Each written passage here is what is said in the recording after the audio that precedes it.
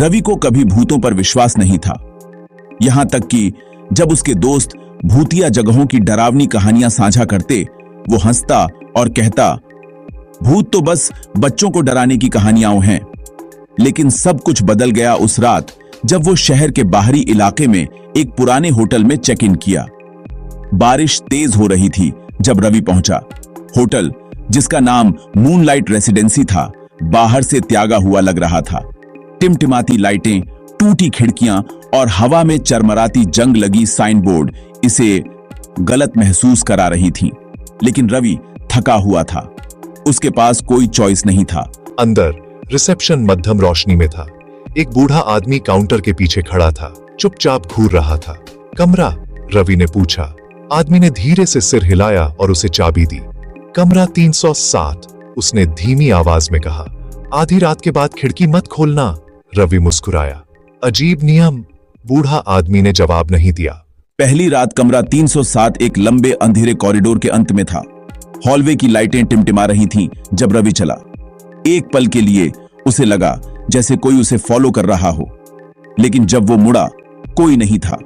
कमरे के अंदर सब कुछ सामान्य लग रहा था। एक बिस्तर, एक टेबल, एक आईना और एक बड़ी खिड़की जो मोटे पर्दों से ढकी थी। रवि ने अपना फोन चेक किया, कोई सिग्नल नहीं।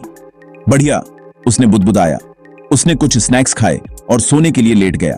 बाहर गरज हुई। ठीक 12:03 AM पर वो जाग गया। उसे नहीं पता था क्यों।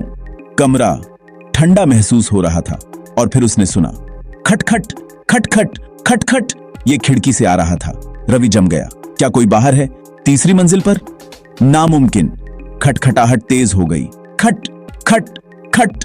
रवि को चेतावनी याद आई। आधी रात के बाद खिड़की मत खोलना। उसने गले में गिल्टी महसूस की और बिस्तर पर रहा, इसे इग्नोर करने की कोशिश करता हुआ। फिर खटखटाहट रुक गई। खामोशी। कुछ सेकंड बाद उसने कुछ और बुरा सुना, एक फुसफुसाहट। रवि, खिड़की खोल। उसका दिल थम गया। ये मेरे नाम को कैसे जानता है? अगली सुबह सब कुछ फिर से सामान्य लग रहा था। रवि खुद पर हंसा। बस कल्पना। लेकिन जब वो आईने में देखा तो उसे कुछ अजीब लगा। एक पल के लिए उसकी परछाई मुस्कुराई। वो नहीं मुस्कुराया। वो पीछे हटा, जोर से सांस लेते हुए। नहीं नहीं, ये संभव नहीं। वो कमरा, कुछ गड़बड़ है, रवि ने कहा। बूढ़ा आदमी ने शांति से उसे देखा। क्या तुमने खिड़की खोली? नहीं। अच्छा, आदमी ने कहा।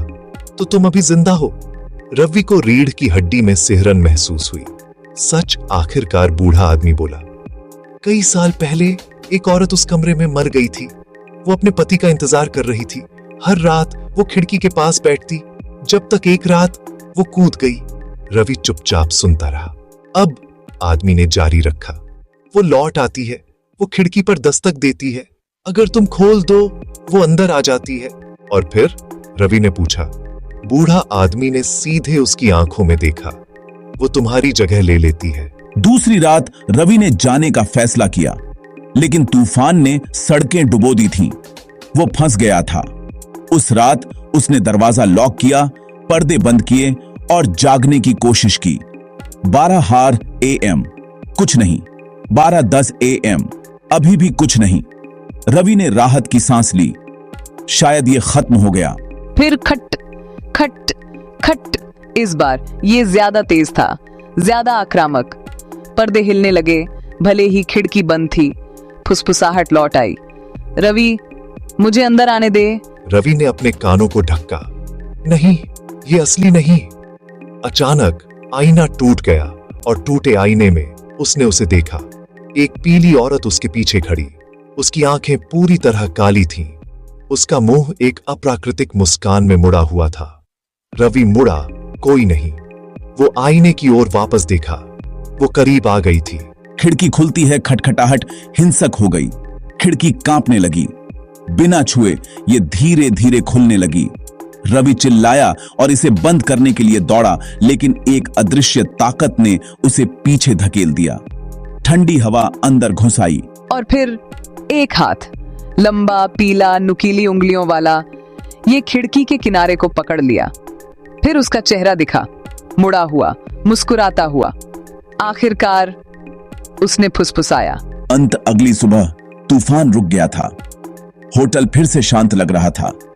बूढ़ा आदमी धीरे धीरे कमरा 307 की ओर चला। उसने दरवाजा खोला। अंदर सब कुछ सामान्य लग रहा था, सिवाय रवि बिस्तर पर बैठा था, शांत, मुस्कुराता हुआ। शुभ प्रभात, उसने कहा, लेकिन उसकी आंखें वे पूरी तरह काली थीं। बूढ़ा आदमी ने सांस ली।